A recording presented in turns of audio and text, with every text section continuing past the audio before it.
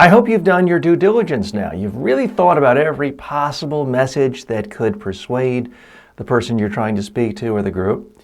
You've asked other people in the past you've persuaded what worked, and ideally you've also asked people you're trying to persuade what will actually persuade them.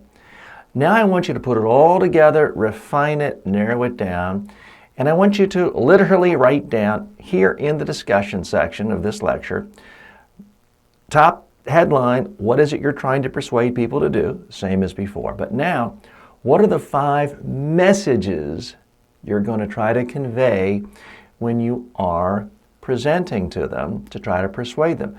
Write it down. Each message is something you should be able to say in a single sentence. It's something that should be conveyed in about 10 words or less. Now, that doesn't mean your whole pitch is going to be 50 words, but I need you to have clarity in your own mind of what is truly most important. So that's the assignment. Go ahead. If you need to take a little time to do this, it's critically important to do this. If you just sit back and watch old TJ speak, well, you could be watching a Seinfeld episode or something else. I'm not that entertaining, believe me. If you want to get something out of this, I need you to put this exercise into practice and actually write it down. Thanks.